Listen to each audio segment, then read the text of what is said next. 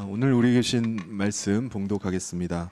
요한계시록 9장 1절부터 12절까지 말씀입니다.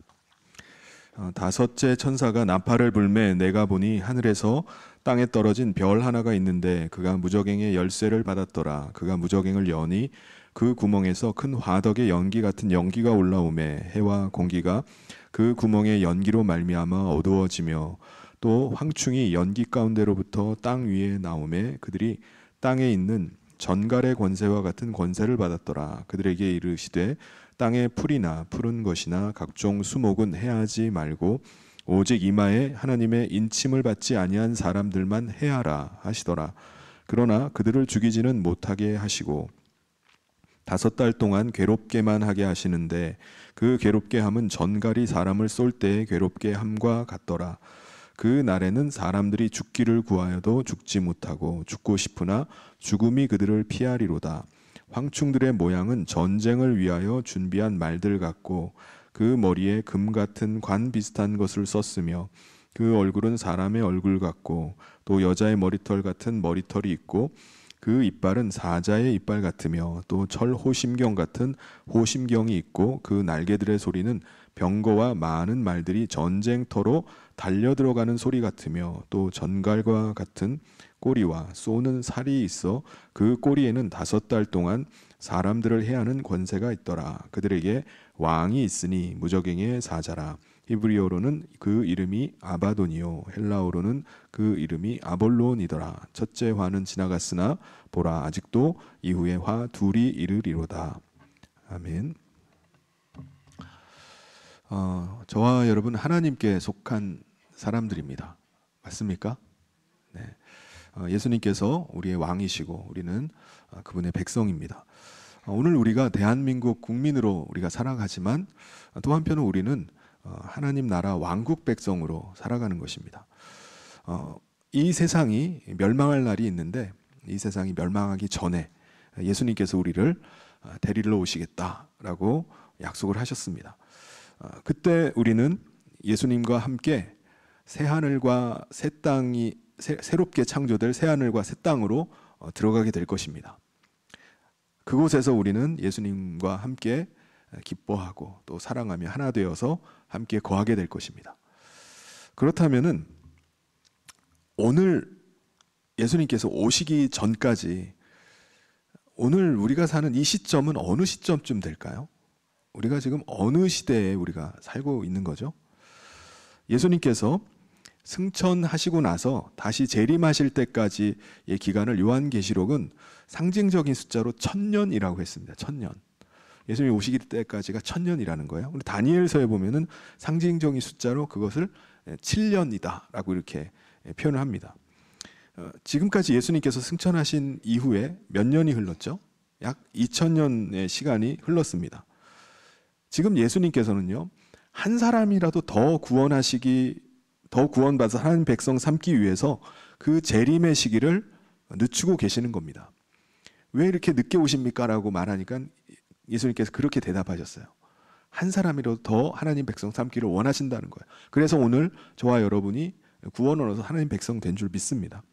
그런데 하나님께서 순교한 성도들의 기도를 들으시고 7 나팔을 들고 있는 천사들로 하여금 나팔을 불게 했습니다. 그래서 우리가 지난 시간에 우리가 함께 봤었죠. 예수님의 재림이 가까이 오니까 나팔을 회개하고 돌아서라 라고 하는 경고의 나팔을 분다고 했습니다. 첫 번째 천사가 나팔을 불자 피 섞인 우박과 불이 땅에 쏟아지는 거예요. 그러면서 땅과 수목과 푸른 풀의 3분의 1이 다 불태워졌다라고 말씀을 했습니다. 이건 뭘 의미하는 거죠? 첫째 나팔은요, 포탄이 쏟아지는 그 전쟁을 통해서 하나님께서 경고하신다는 메시지입니다. 실제로 1차, 2차 세계대전이 나고 또 6.25 한국전쟁을 통해서 많은 사람들이 절망과 고통에 빠졌어요. 삶과 죽음이 엇갈리는 그 현실 속에서 많은 사람들이 하나님께 돌아옵니다. 그리고 전쟁 이후에 기독교가 크게 부흥하는 것을 볼 수가 있어요. 그러니까 첫 번째 나팔은 전쟁을 통해서 하나님께 돌아오라는 메시지입니다. 두 번째 천사가 나팔을 불자 불타는 큰 산 같은 것이 바다에 던져졌다고 말씀합니다. 불타는 큰 산 같은 것은 뭘 의미하죠? 타락한 거대한 권세, 제국, 세상의 질서를 의미합니다. 하나님은 무너지지 않을 것 같은 것을 무너뜨림을 통해서 모든 주권은 하나님께 있다라는 것을 보여주시는 거예요. 그래서 그걸 경고로 하셔서 하나님께 돌아오라는 것입니다. 의지할 분은 하나님밖에 없다라는 거예요. 1991년에 막강한 힘을 자랑하던 소련이 붕괴했습니다. 2008년도에 금융위기로 글로벌 경제 시스템이 붕괴되는 것을 보여주셨어요. 세상의 권세와 제국을 의지하면서 살았는데 그것 의지하지 말고 하나님 의지해야 된다라고 강력하게 경고하고 계십니다. 세 번째 천사가 나팔을 부니까 횃불같이 타는 큰 별이 하늘에서 물샘에 떨어져 가지고 그 물샘을 쓴물로 변화시켰다라고 말씀을 합니다. 그 쓴물을 마시면 어떻게 되죠? 그 마신 물을 마신 자마다 다 죽게 되었다라고 말씀합니다. 큰 별이 떨어졌다는 것은요, 이 세상에 권세 있는 지도자, 시스템, 또 영적인 질서가 무너져 버렸다는 거예요. 그로 인해서 영적 생명의 근원이 변질이 돼 버린 겁니다. 1990년 이후에 전 세계적으로 포스트 모더니즘이 퍼져나가기 시작하고요.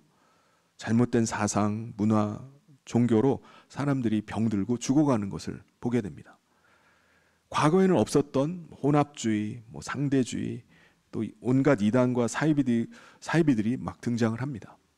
그것 의지하지 말고 진리 대신 하나님을 붙잡아야 된다라는 것을 메시지로 주시는 겁니다.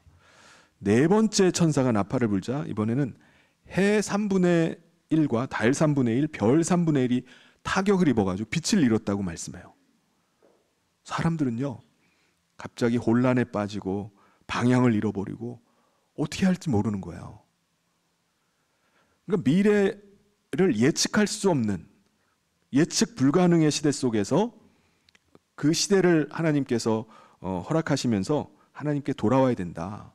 혼란하고 앞을 내다볼 수 없는 그 시대 속에서 하나님께 돌아와서 진리의 길을 가야 된다라고 말씀하시는 겁니다. 오늘날 우리가 사는 이 시대가 어떻죠? 선과 악의 기준이 사라져 버렸어요. 진리가 조롱을 당합니다. 진리를 무시해요. 진리가 없다는 거예요. 가치관이 붕괴가 됩니다. 사람들은 미래를 두려워해요. 불안해하고 허무해합니다. 이 네 번째 나팔은요, 어둠 속으로 들어가는 세상 가운데, 점점 어두워지는 세상 가운데 밝은 빛으로 나오라는 거예요. 하나님께 돌아서야 된다. 지금이라도 늦지 않았다. 라고 계속 메시지를 주는 겁니다. 지금도 경고의 나팔이 계속 불리고 있는 거예요.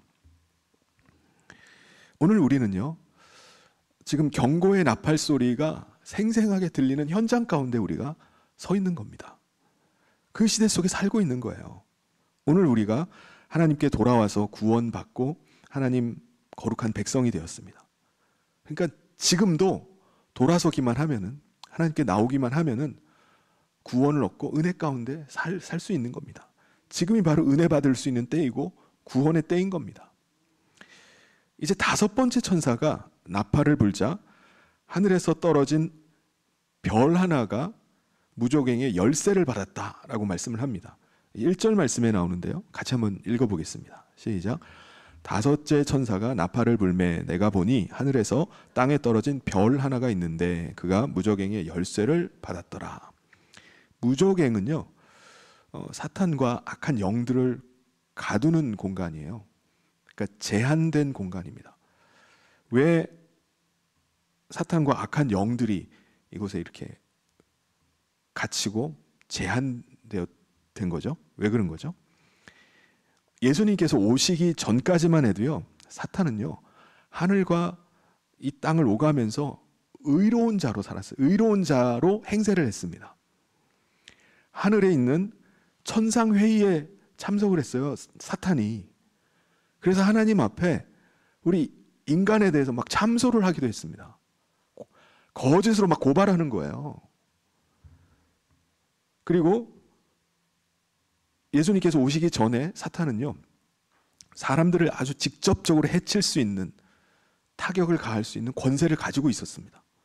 그런데 하나님의 아들이 예수님께서 이 땅에 오셨어요. 그래서 사탄이 어떻게 하죠? 하나님의 아들을 죽여버리면은 하나님 나라의 통치권을 자기가 가질 줄 생각했습니다. 그래서 하나님의 아들이 오시자마자 그를 쓰러뜨려서 넘어뜨리려고 한 거예요. 실패하자 그를 완전히 죽여버립니다.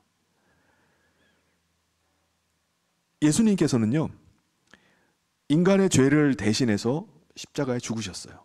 자신의 죄로 죽으신 것이 아닙니다. 그래서 죄가 없으신 분이기 때문에 다시 부활하셨어요. 예수님께서 부활하심을 통해서 드러내신 것이 있습니다. 그것은 바로 사탄이 의로운 자가 아니라 의로운 자를 죽인 죄인이라는 것을 드러내신 거예요.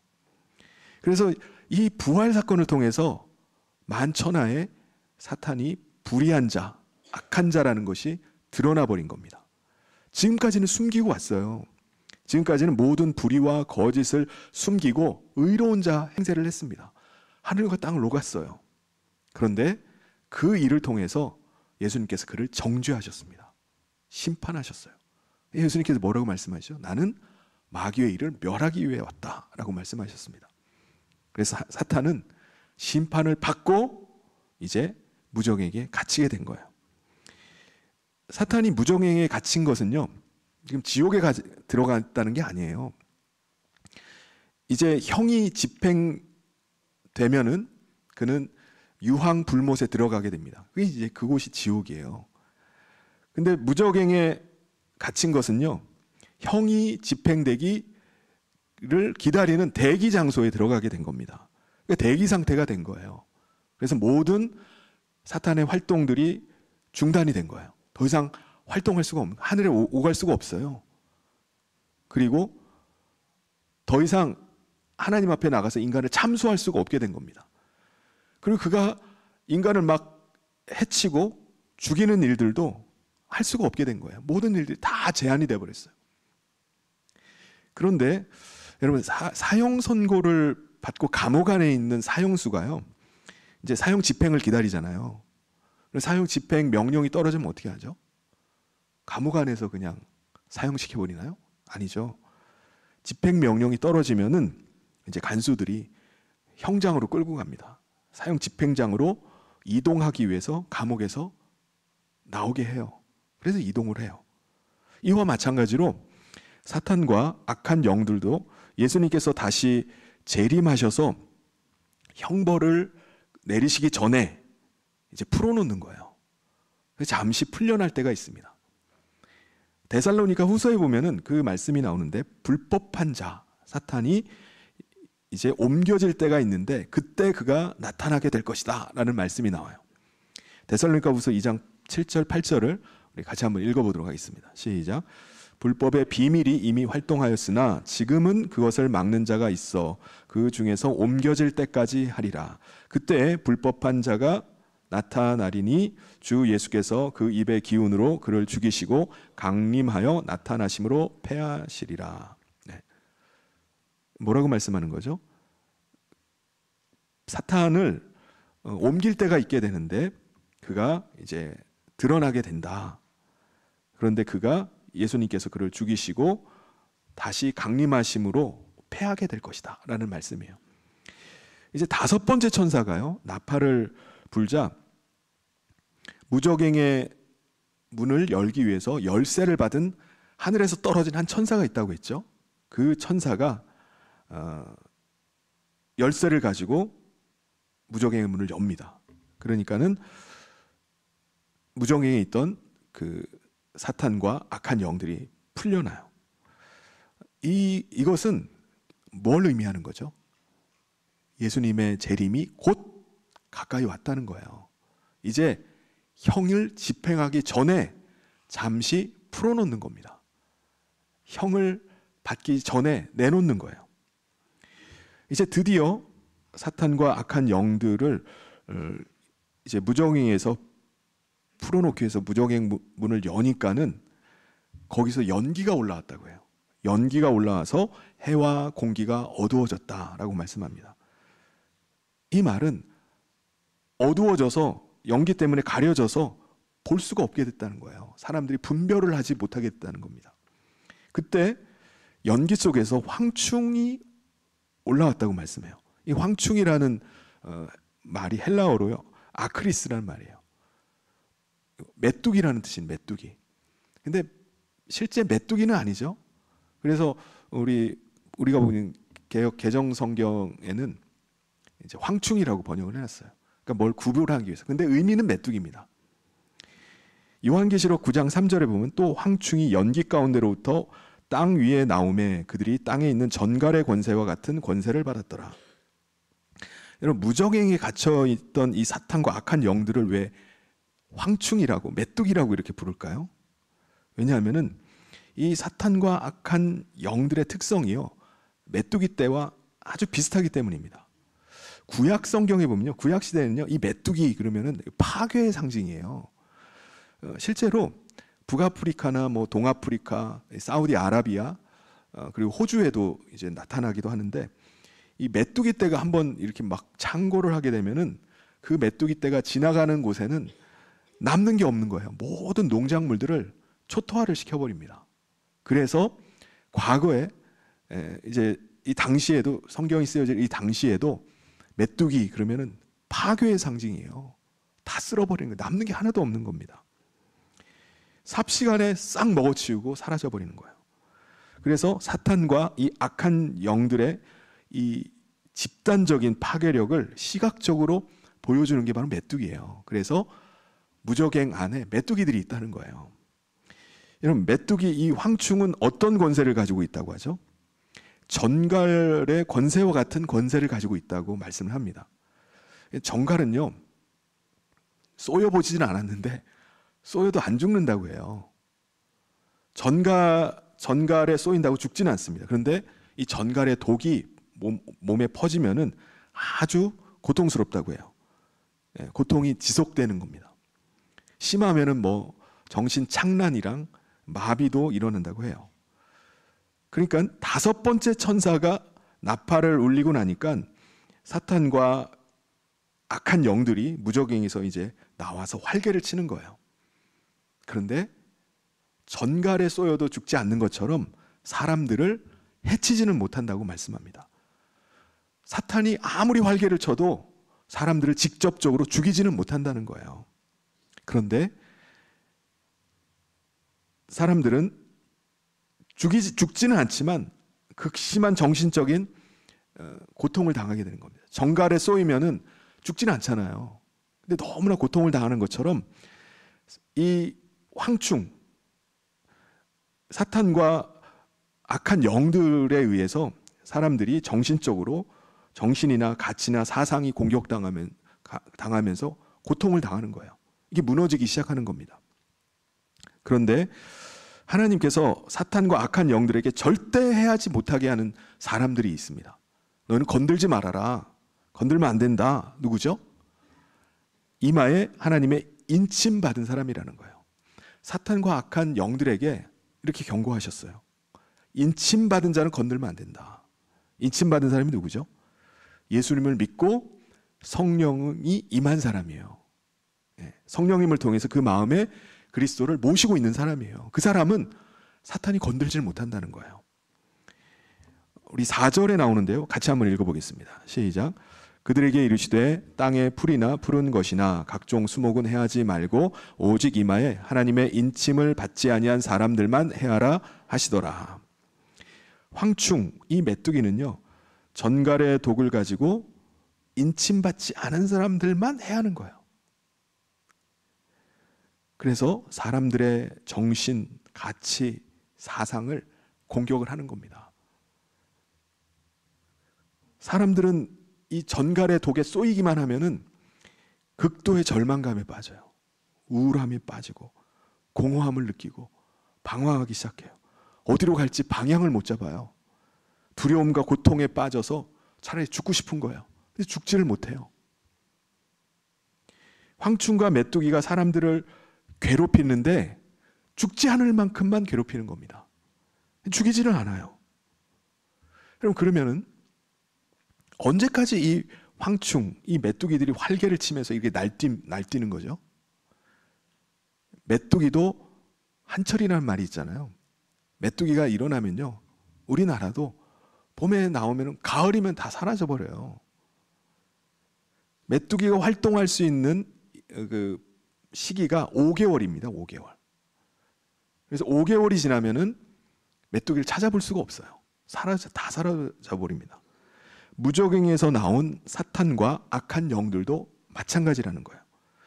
지금 풀려나 가지고 막 활개를 치면서 사람들을 고통스럽게 하고 사람들의 정신, 사상, 문화를 이런 것들을 가치를 무너뜨리고 혼란스럽게 만들지만은 그것도 잠시라는 거예요. 사람들은요, 정신과 가치, 이 사상이 파괴돼서 두려움에 빠지고요, 혼란 가운데 빠져듭니다. 그렇다 할지라도 그게 계속되는 게 아니에요. 예수님의 재림의 날이 이 사탄과 악한 영들이 활동할 수 있는 마지막 때입니다. 그때까지만이에요. 그날은 그들이 이제 영원한 형벌 가운데 형이 집행되는 시작입니다. 형벌의 날이에요. 5절을 같이 한번 읽어보겠습니다. 시작. 그러나 그들을 죽이지는 못하게 하시고 5달 동안 괴롭게만 하게 하시는데 그 괴롭게 함은 전갈이 사람을 쏠 때 괴롭게 함과 같더라. 그리고 나서 이제 황충, 이 메뚜기에 대해서 7절부터 10절까지 쭉 묘사를 해요. 얘가 어떻게 생겼는지, 어떤 특징이 있는지를 이제 말씀을 합니다. 첫 번째 보면요, 황충들은 전쟁을 위해서 준비한 말들 같다라고 말씀을 해요. 과거에 전쟁에서 말 타고 다니면은 그게 굉장히 파괴력이 있습니다. 사람 키보다 훨씬 높은 데서 막 무기를 휘두르니까 얼마나 파괴력이 있습니까? 또 얼마나 빠르게 달릴 수 있어요. 도망갈 수가 없습니다. 말이 쫓아오는데 어떻게 도망갑니까? 그러니까 이거는 말은요, 전장에서의 말은 파괴력, 돌진, 그리고 공포를 상징하는 거예요. 사탄과 악한 영들도 마찬가지라는 겁니다. 전쟁터의 말처럼 파괴하고 막 돌진하고 공포를 주는 존재라는 거예요. 그리고 두 번째, 황충들은요, 머리에 금 같은 관 비슷한 걸 썼다고 말을 합니다. 금면류관은 승리한 자에게 씌워지는 거잖아요. 근데 승리한 자가 아니에요. 사탄은 승리한 것처럼 보이기 위해서 비슷한 거를 쓰고 있는 겁니다. 가짜 승리, 가짜 자유, 가짜 영광을 가지고 사람들을 속이는 거예요. 자기가 무슨 권세 있는 것처럼, 승리한 자인 것처럼 사람들을 호려가지고 끌고 다니는 겁니다. 세 번째, 황충들의 얼굴이 사람 얼굴 같다고 말해요. 사람의 얼굴을 했다는 건 뭐죠? 이들이 이성적이고 지능적이고 교활하다는 것을 의미합니다. 사람 같다는 거예요. 그러니까 사탄이 그냥 사람에게 접근하지 않아요. 지능과 전략을 가지고 사람들에게 접근해서 미혹을 합니다. 네 번째, 황충들은요, 황충들의 머리털이 여자의 머리털 같다라고 말을 합니다. 성경에서 여자의 머리털은요, 외적인 아름다움이나 유혹을 의미합니다. 그러니까 이 황충이 무서울 것 같지만 무섭게 다가오질 않아요. 아름다운 머리털을 하고 있는 여자처럼 아주 달콤하고 매혹적으로 이렇게 다가옵니다. 천사가 자기를 어떻게 꾸미다는 거죠? 광명의 천사인 것처럼 그렇게 꾸미잖아요. 천사가, 황충이 절대 무서운 모습으로 다가오질 않습니다. 매혹적이고 부드럽고 아름답게 다가옵니다. 다섯 번째, 황충들의 이빨을 보니까 사자 이빨 같다는 거예요. 유혹할 때는 아주 그냥 부드럽고 매혹적이고 아름답게 이렇게 다가오는데 그 안에는 사자의 이빨이 감춰 있는 겁니다. 그게 숨겨져 있는 거예요. 한번 물면요, 놓질 않아요. 이 황충에게 한번 물려버리면요, 빠져나올 수가 없습니다. 완전히 물어 뜯겨서 삼켜져 가지고 찢겨져서 삼켜져 버리는 겁니다. 여섯 번째, 황충들은요, 철호심경 같은 호심경을 하고 있다, 가슴마기를 하고 있다고 말합니다. 황충들을 공격하고 대적하는 게 쉽지가 않다는 거예요. 황충들이요, 철호심경으로 무장하고 있기 때문에 방어력이 굉장히 좋다는 거예요. 7번째, 황충들은 많은 말들이 전쟁터로 달려가는 듯한 소리가 들린다는 거예요. 그런 소리를 낸다는 겁니다. 여러분, 한번 생각을 해보세요. 지금 적진과 대치하면서 저쪽에 적진들을 보고 있어요. 근데 저쪽 너머에서 막 지축을 흔들면서 막 달려오는 말발굽 소리가 막 들려와요. 그럼 그 소리가 와, 좋은 소리로 들리겠습니까? 가슴이 막 콩당콩당하고 지금 도대체 얼마나 지금 오는 거야? 압도적인 공포가 막 밀려올 겁니다. 사탄과 악한 영들은요, 늘 사람들에게 이렇게 압도적인 공포를 심어주는 거예요. 그래서 사탄의 소리를 듣고 있으면 막 가슴이 뛰어요. 불안과 공황과 혼란과 정신의 압박이 막 밀려오기 시작합니다. 사탄이 내는 소리를 들으면 그렇게 될 수밖에 없어요. 갑자기 막 심장이 뛰고 무서워지고 두려움이 막 몰려듭니다. 이거 어떻게 되는 거 아니야? 그렇다면 여러분, 이 5번째 나팔은 언제 울렸을까요? 언제부터 울린 거죠? 무정행에 갇혀있던 사탄과 영들이 풀려나서 사람들을 사상과 정신과 가치를 막 무너뜨리고 공격한다는데 그게 언제부터 그렇게 된 거죠? 우리 역사를 이렇게 보면은 확연하게 변한 때가 있어요. 우리 인간의 가치, 생각, 정신이 확연하게 이전과 달라진 시점들이 있어요. 시기가 있어요. 그때가 이제 산업화가 시작되고 근대화가 시작될 무렵입니다. 그때 많은 변화들이 일어나요. 이전까지만 해도요, 우리 인간은 그냥 자기 탐욕과 욕망을 따라서 서로 다투고 막 그런 시대를 살았다면은 이제 근대화가 되는 19세기에 접어들면서부터 이 양상이 달라지기 시작하는 거예요. 인간 이면에 인간을 조종하는 세력, 황충이 나타나서 활동하고 있구나라는 것을 느끼는 시대가 옵니다. 그래서 이때부터 5번째 나팔이 울리면서 무정의에서 나온 사탄과 악한 영들이 사람들 마음 가운데 역사하고 있구나라는 것을 느끼게 해줘요. 실제로 이 시기가부터 이제 19세기에 접어들면서부터 사람들의 정신, 가치, 사상을 뒤흔들어 놓는 것들이 나타나기 시작합니다. 예를 들면은 대표적인 것들이 이제 19세기 중반에 나온 쥐나론이에요. 사람들을 진리로부터 멀어지게 하고 그때부터 사람들을 이제 끌고 가기 시작합니다. 하나님에게서 떼놓으니까 사람들은 다 사탄이 주는 생각 가운데 나아가는 거예요. 사탄이 마음대로 조종해 가기 시작합니다. 창조주를 부정하고 인간의 존엄, 가치들을 그냥 우연의 산물로 미혹하기 시작합니다. 그래서 그때부터 인간의 가치, 인간의 윤리적인 기반들 이런 것들이 다 무너지는 거예요. 진화론의 기반을 두고 19세기 중반이 되니까 공산주의 이론이 나와요. 공산주의 이론이 사람들의 생각을 막 사로잡아 나갑니다. 그러니까 산업화 시대에 거치면서 자본가들이 막 부유한 사람들과 가난한 사람들이 막 극명하게 나눠지기 시작하면서 이 공산주의 이론이 막 사람들한테 매력적으로 다가오는 겁니다. 와, 우리 모든 사람들이 다 잘 살 수 있는 그런 약자들이 힘을 얻을 수 있는 그런 이론이구나. 그래서 사람들 사이에 퍼져나가요. 이게 사람들의 생각을 사로잡은 사상적인 황충입니다. 지금도 그 영향을 미치고 있어요. 그래서 유물사관과 무신론과 폭력혁명, 계급투쟁의 독을 계속해서 뿌리고 있습니다. 이 독이 뿌려지니까는 공산혁명이 막 일어나기 시작해가지고 공산당이 만들어지고 공산혁명에 의해서 혁명이 일어난 나라들마다 많은 사람들이 죽었어요. 전 세계적으로 1억 이상이 죽었다고 합니다. 20세기에 들어서 포스트 모더니즘이 이제 나타나기 시작했어요. 이 포스트 모더니즘 같은 경우는 진리의 셈에다가 쓴 쑥으로 만든 시대의 독이라고 할 수 있는 게 이게 포스트 모더니즘입니다. 이때부터 절대적인 진리를 부정해요. 권위 인정 안 해요. 기존의 질서 다 해체해야 됩니다. 모든 걸 다 상대주의적으로 봐야 돼요. 이 포스트 모더니즘이 온 세계를 다 휩쓸어 갑니다. 개인의 경험을 제일 절대화하는 거예요. 그러니까 개인을, 자기를 신격화하는 시대가 돼버렸어요. 자기가 최고예요. 그렇다면 여러분, 오늘 우리가 이 5번째 나팔이 울리고 있는 이 시대, 황충이 지금 날뛰고 있는 이 시대를 우리가 살아가고 있습니다. 그러면은 지금 날뛰고 있는 이 황충이 하고자 하는 건 뭐죠? 황충이 목표로 하고 있는 건 뭡니까?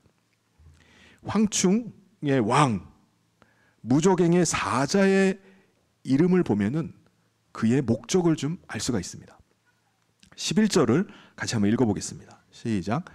그들에게 왕이 있으니 무적행의 사자라. 히브리어로는 그 이름이 아바돈이요 헬라어로는 그 이름이 아볼로온이더라. 아바돈은 멸망이라는 뜻입니다. 아볼로온은 파괴자라는 뜻이에요. 그러니까 사탄의 목적이 단 하나예요. 파괴시키고 멸망시켜버리는 겁니다. 자기가 마지막 형벌 아래 들어가기 전에 하나님의 나라 백성들을 파괴시켜버리는 거예요. 멸망시키는 겁니다. 같이 멸망으로 들어가게 하고자 하는 겁니다. 사랑하는 성도 여러분, 오늘 우리는 이 황충이 날뛰고 있는 시대를 살고 있습니다. 정신, 가치, 사상이 무너져가요. 사람들은요, 방향을 잃어버려요.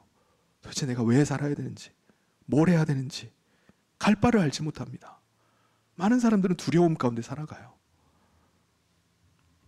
그런데 우리는 두려워할 필요가 없습니다. 왜 그렇죠? 하나님의 인침받은 백성은 건들지 못하게 하셨기 때문입니다. 그래서 우리는 하나님의 인침받은 백성, 성령이 우리 안에 거하시는 하나님의 거룩한 백성이기 때문에 두려워할 필요가 없는 것입니다. 그러므로 오늘 우리가 살아가는 이 시대 속에 붙잡고 가야 될 것이 있습니다. 첫 번째, 분별을 해야 돼요. 지금 사탄이, 황충이가 지금 날뛰고 있는 이 시대 속에 무엇이 참인지 무엇이 거짓인지를 분별할 수 있어야 됩니다. 황충은요, 사람들의 생각, 가치, 정신을 무너뜨려요. 오늘 이 시대 속에서도 진화론과 공산주의와 포스트 모더니즘, 상대주의, 여러 가지 사상들을 가지고 사람들을 계속해서 공격을 합니다. 이 시대를 살아가는 성도들이요, 깨어있지 않으면, 분별하지 않으면 이 황충이 뿌린 거짓에 눈이 가려져 버려요. 볼 수가 없게 됩니다. 이런 분별은요, 우리 영적인 그 생존이 달려있는 문제예요. 그래서 우리는 세상의 말, 세상의 가치, 세상의 소리에 귀를 기울이는 것이 아니라 하나님 말씀을 기준으로 해야 됩니다. 그래서 분별을 하는 거예요. 변함없는 하나님의 약속의 말씀 붙잡고 믿음으로 나가는 겁니다. 그래야지 흔들리지 않아요. 그래야지 방황하지 않습니다. 두 번째는요, 복음의 진리 위에 서는 겁니다. 여러분, 황충의 독을 이길 수 있는 해독제는 진리밖에 없어요. 온갖 거짓된 것들, 속임수를 가지고 사람들을 혼란하게 하고 두렵게 하고 우울하게 하고 절망 가운데 빠뜨리려고 합니다. 그런데 복음을 붙잡고 있는 사람은요, 살아납니다. 흔들리지 않아요. 이 복음이 사람을 치유하고 회복시키고 자유케 하는 것입니다. 그래서 오늘 우리가 서 있어야 될 자리가 뭐죠? 복음의 진리입니다. 복음의 진리 위에 흔들리지 않고 견고하게 서는 거예요. 사탄은 늘 거짓으로 사람들을 속이려고 해요. 승리가 아닌데 거짓 승리 가지고, 거짓 자유 가지고, 여기에 자유가 있다고 말하는 거예요. 여기에 영광이 있다고 말하고 사람들을 속여요. 근데 그 속에는 뭐가 있는 거죠? 사자의 날카로운 이빨이 숨어 있는 겁니다. 복음만이 우리 사람을 살리고, 가정을 살리고, 교회를 살리고, 이 시대를 살리는 줄 믿습니다. 그래서 삶의 모든 영역 가운데 복음의 기초를 딱 세워놓는 거예요. 내가 이 진리 가운데 흔들리지 않으리라. 나는 황충의 독이 나를 해하지 못한다 라고 담대함을 가지고 믿음으로 나가는 겁니다. 세 번째는요, 깨어서 기도하는 겁니다. 여러분, 황충의 이 시대, 황충이 날뛰는 이 시대를 뚫고 나갈 수 있는 우리 성도가 가진 비밀 병기가 뭐죠? 기도입니다. 기도. 성도의 기도는요, 금향로에 담겨서 향이 되어서 하나님 앞에 올라간다고 했어요.